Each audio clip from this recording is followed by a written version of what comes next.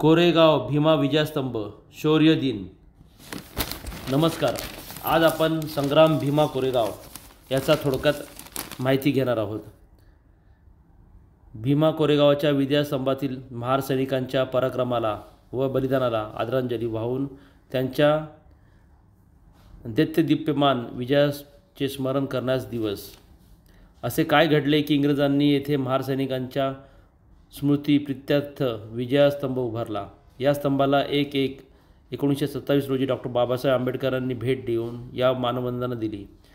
देशातील लाखो लोक दरवर्षी येथे येऊन का नतमस्तक होतात. त्यासाठी आपल्याला महारांच्या इतिहासाची थोडक्यात ओळख करून घेणे आवश्यक आहे.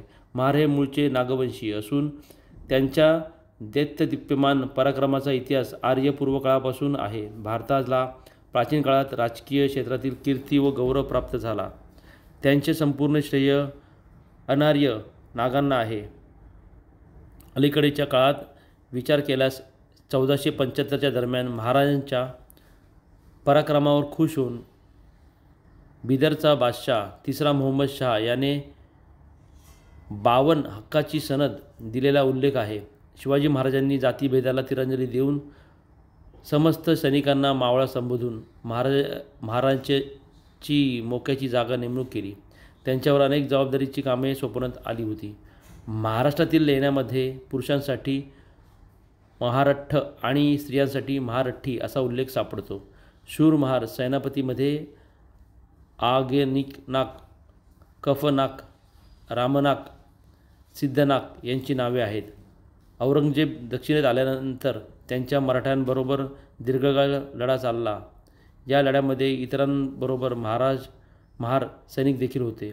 यापैकी महार समाजातील सिद्धनाथ सरदाराने महाराची पलटण उभारून मोगलांना झुंज दिली. त्यांच्या पराक्रमावर खुश होऊन संभाजीपुत्र शाहूने पहिले कळंबी हे गाव इनाम दिले. वाई प्रांतात नागेवाडी या गावाची पाटीलकी महार घराण्याकडे असल्याचा उल्लेख आहे. पेशवाई मात्र जाती व्यवस्थेला ऊत आला होता. त्यांनी मनुवादी समाज रचनेला प्राधान्य देऊन त्याची कडक अंमलबजावणी केली. परंतु महाराजची इनामी वृत्ती, कर्तव्यनिष्ठता, पराक्रम, कणखरपणा लक्षात घेऊन त्यांनी शनिवारवाड्यात महार सैनिकांची रक्षण म्हणून नेमणूक केली.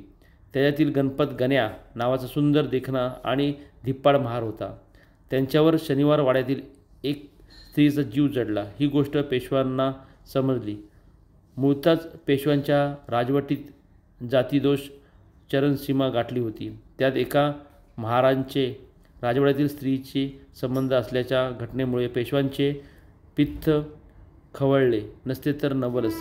त्यांच्या रागाचा अतिरेक होऊन ताबडतोब त्या सैनिकाची धिंड काढून त्याला मृत्यूदंड तर दिलाच, परंतु एवढ्याने पेशव्यांचा राग शांत झाला नाही. या पराक्रमामुळे त्यांनी संपूर्ण महारांना वेठीस धरले. त्यांनी आज्ञा काढून महार सैनिकांना तातडीचे सेवेतून बरतर्फ केले. त्यांच्यावर अनेक बंधने गाठली. पुण्यात येणाऱ्या महार लोकांना ढुंगणावर झाडू, गळ्यात मडके बांधणी सक्ती केली. त्यामुळे त्यांच्या पायाच्या खुणा पुसल्या जाऊन इतरांना विटाळ होऊ नये. तसेच त्यांच्या थुकेने जमीन बाटते म्हणून थुंकण्यासाठी गळ्यात मडके बांधणे सक्ती केली. त्याचबरोबर काळा धागा बांधणे, जोहर, मायबाप म्हणणे अशी अनेक बंधने घालण्यात आली. त्यानंतरच्या काळात जातीवादी समाजव्यवस्थेला ही बंधने संपूर्ण महाराष्ट्रात पसरली. या जाचकाटीमुळे महाराजांचे झिंगणे मुश्किल झाले. त्यांनी अनेकदा ह्या जाचकाटीविरुद्ध त्यांना पुन्हा सैन्यात घ्यावे यासाठी विनवण्या केल्या, परंतु पेशवा आपल्या निर्णयावर ठाम होते. त्याच काळात पेशव्यांनी इंग्रजांशी तह केल्यामुळे त्यांच्या सैनिकांची वसाहती पुण्याच्या आसपास उभ्या राहिल्या. इंग्रजांना महारांच्या पराक्रमाची गोष्ट कळताच त्यांनी महारांना इंग्रज लष्करी भरती केले. हा अपमानित जगण्याचा राग महाराजांच्या मनात सतत खतखतत होता. विचार करायची गोष्ट आहे. मूळतः वर्णव्यवस्थेमध्ये जातीभेदाचे चटके इतर शूद्रांसह महार जातीला बसवत होते. त्यांच्या ह्या सक्तीची भर पडली समाजात वावरत. ह्या अपमानकारक गोष्टीमुळे महारांकडे लगेच लक्ष जाणीव लोक त्यांच्यापासून दूर जातात. दुसरा बाजीराव पेशवा 1802 ते 1818 मराठा साम्राज्याचा शेवटचा पेशवा सन 1802ला इंग्रजी पेशव्यांचा वसाईचा तह झाल्यानंतर इंग्रजांचा राज्यकारभार वाढलेला हस्तक्षेप अटी ह्या कंटाळून नोव्हेंबर 1817मध्ये पेशव्यांनी इंग्रजांच्या पुण्यात खिडकी वसाहतीवर हल्ला केला. तिथून युद्धाला सुरुवात झाली. भीमा कोरेगाव येथील युद्ध 1-1-1818 रोजी ब्रिटिश ईस्ट इंडिया कंपनी व दुसरा बाजीराव पेशवा यांच्यामध्ये झाले.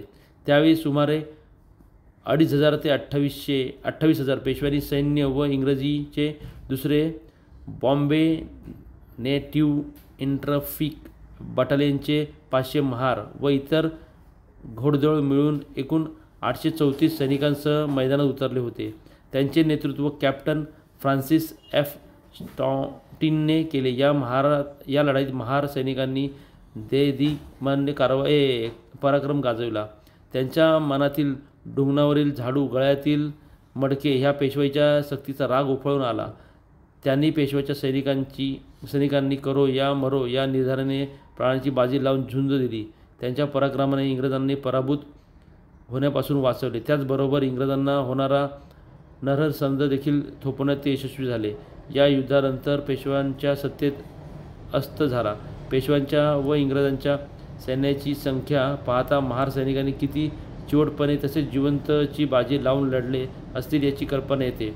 मूळतः तो लढा होता माणसाने माणसाला दिलेल्या जनावरांपेक्षाही हीन वागणुकीच्या विरोधातील उद्रेक बाहेर पडण्याचा, स्वाभिमानाचा, अस्तित्वाचा लादलेल्या अपमानकारक जोडखडातून मुक्त होण्याचा आणि अन्यायाविरुद्ध मानव मुक्ती देखील नाही तर प्रचंड पेशव्यांच्या